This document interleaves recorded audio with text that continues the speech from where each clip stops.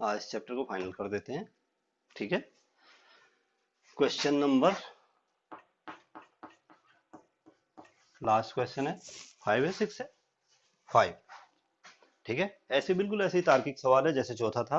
क्या परिमाप 80 मीटर तथा क्षेत्रफल 400 वर्ग मीटर का एक पार्क बनाना संभव है, और अगर संभव है तो उसकी लंबाई और चौड़ाई ज्ञात करो। ध्यान रहे, ये चौथा सवाल, पांचवा सवाल, तीसरा सवाल तार्किक सवाल है तीनों, और तीनों में से एक सवाल एग्जाम में अक्सर पूछा जाता है, तो एग्जाम की दृष्टि से भी महत्वपूर्ण है। ठीक, तो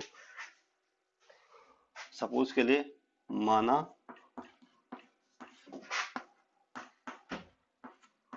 पार्क की चौड़ाई कितनी है भाई, x मीटर। माना पार्क की चौड़ाई कितनी है। अब थोड़ा सा मैं इसमें एक ही राशि मानूंगा। देखो, इस सवाल को सॉल्व करने के लिए मैं x और y नहीं मानूंगा, क्योंकि देखो लंबाई चौड़ाई हम x y मान सकते हैं, लेकिन मैं इसको सॉल्व करने के लिए सिर्फ एक राशि मानूंगा। ध्यान रहे, ठीक है। तो लंबा चौड़ाई कितनी है, x मीटर है। और प्रश्नानुसार प्रश्न में बोला हुआ है कि पार्क का परिमाप कितना मीटर है भाई, 80 मीटर बोला हुआ है। सवाल चेक करो, 80 मीटर। अब परिमाप का मतलब क्या होता है, परिमाप का मतलब होता है सारी भुजाओं की लंबाई और लंबाइयों का योग, यानी कि लंबाई धन चौड़ाई धन लंबाई धन चौड़ाई, दो लंबाई दो चौड़ाई होंगी ना आयत में। तो पार्क का परिमाप हो गया 80 मीटर, तो इसलिए परिमाप होता है 2 गुना आ गया लंबाई धन चौड़ाई बराबर कितना, 80 मीटर। ठीक है, अब दो, तो यहां ले जाता हूं इस दो को। लंबाई का मान कितना है मालूम नहीं, लंबाई आपको मालूम नहीं है अभी। चौड़ाई कितना माना आपने, x बराबर 80/2 यानी कि 40। तो यहां से लंबाई कितनी हो जाएगी, लंबाई हो गई 40 माइनस x मीटर। लंबाई हो गई कितनी, 40 माइनस x मीटर। ठीक है, अब देखो, अब हमारे पास लंबाई भी है भाई पार्क की, और हमारे पास चौड़ाई हमने मानी हुई है पार्क की। अब हमें क्षेत्रफल निकाल सकते हैं, नहीं निकाल सकते। ठीक है, पुनः प्रश्न में दिया हुआ है, प्रश्नानुसार पार्क का क्षेत्रफल, पार्क का कितना दिया है भाई, देखो जरा किताब में। पार्क का क्षेत्रफल दिया है 400 मीटर स्क्वायर, 400। अब पार्क का क्षेत्रफल, क्षेत्रफल यानी कि लंबाई गुणा गया चौड़ाई, तो इसलिए लंबाई गुणा गया चौड़ाई बराबर 400। लंबाई का मान कितना है 40 माइनस x, चौड़ाई कितनी है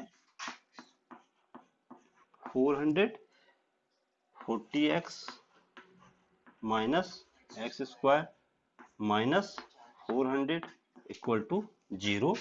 ऋण से क्या कर देना है फिर से, और आगे पीछे लगा देना है भाई, घटती हुई घातों के क्रम में लगा देना है x की। तो ऋण से गुणा करेंगे, ये माइनस एक्स स्क्वायर क्या हो जाएगा, ये प्लस 40x क्या हो जाएगा, और ये माइनस 400 क्या हो जाएगा, इक्वल टू 0। ये समीकरण नंबर पहले, x square minus 40x minus 400 equal to 0। हमारे पास क्या निकल गई, एक द्विघात समीकरण निकल गई। अब ये स्थिति संभव है या नहीं है, फिर इसके लिए क्या निकालेंगे, फिर क्या निकालेंगे, समीकरण का अभिव्यक्तिकर निकालिए आप लोग। फिर से समीकरण फर्स्ट की तुलना आदर्श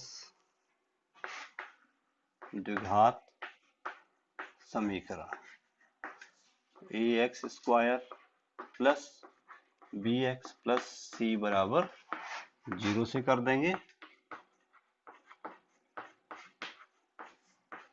a का मान कितना आया भाई, ए की वैल्यू कितनी आई 1। देखो ए का मान एक्स स्क्वायर का गुणा कुछ नहीं है तो 1, बी का मान कितना आया -40, बी का मान -40 और सी का मान 4 है, डी का मान 400। ठीक है, ठीक है ना। अब ए बी और सी का मान निकल गया, इसलिए समीकरण का विविक्तीकरण निकालो। समीकरण का विविक्तीकरण, डिस्क्रिमिनेटर डी बराबर हो गया B square minus 4ac, D बराबर हो गया बी स्क्वायर यानी कि -40 का स्क्वायर -4 इंटू ए का मान 1, सी का मान कितना -400, डी इक्वल टू ये 1600 हो गया भाई, इसका स्क्वायर माइनस, अच्छा 400 है, सॉरी -400 नहीं है बल्कि क्या है -1600 हो गया, D equal to 0, D equal to क्या हो गया, अब डी का मान जब 0 हो गया, चूंकि डी बराबर 0, डी बराबर, अतः समीकरण के मूलों का क्या है भाई, समीकरण के मूलों का अस्तित्व है। और जब समीकरण के मूलों का अस्तित्व है तो ये स्थिति, इसलिए दी गई स्थिति क्या है भाई, स्थिति,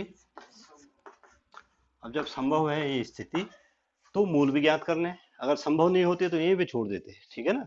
तो अब जब संभव है तो इसकी लंबाई चौड़ाई भी निकालनी पड़ेगी, और इसलिए फिर से वही आप लोग ले आओ किसको, श्रीधराचार्य सूत्र से। श्रीधराचार्य सूत्र से x इक्वल टू क्या होता है -b plus minus under root b square minus 4ac बट्टे 2a, x इक्वल टू हो गया -b का मान कितना है भाई -40, b का मान कितना है, और plus minus under root b square minus 4ac का मान कितना निकाला आपने 0, और a का मान कितना है 1, a का मान कितना है, तो x equal to minus minus का क्या हो गया +40, 0 का वर्गमूल 0, 0 को किसी संख्या में जोड़ो तो ठीक, नहीं जोड़ो तो भी ठीक, ठीक है ना। अब इसलिए x बराबर हो गया भाई कितना 20। अब हमें दो मूल ज्ञात करने की जरूरत नहीं है क्योंकि दूसरा मूल भी 20 ही है, समीकरण के मूल बराबर होते हैं जबकि d बराबर क्या होता है 0, इसलिए बगिया की लंबाई,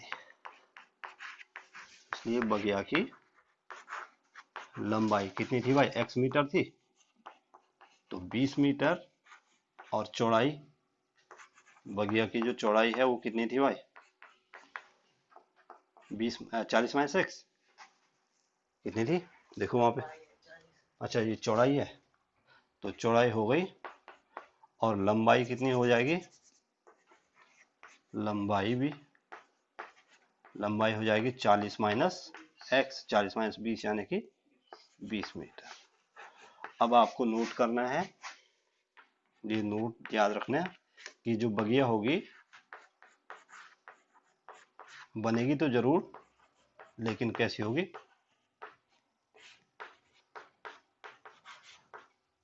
बगिया बनेगी तो जरूर लेकिन आयताकार नहीं होगी बल्कि क्या होगी वर्गाकार होगी, क्योंकि उसकी लंबाई भी बराबर और उसकी चौड़ाई भी बराबर। ये सवाल सॉल्व। तो एक आयत ऐसी बगिया बनाना संभव है जिसकी लंबाई भी 20 मीटर होगी, चौड़ाई 20 मीटर होगी, ठीक है ना। क्षेत्रफल कितना हो जाएगा 20 गुणा गया 20 यानी कि 400 मीटर स्क्वायर हो जाएगा, और परिमाप हो जाएगा 20 धन 20 धन 20 धन 20, कितना 80, यही तो दिया हुआ है सवाल में, ठीक है ना। तो यहाँ पे ये सवाल भी समाप्त होता है, नोट करो।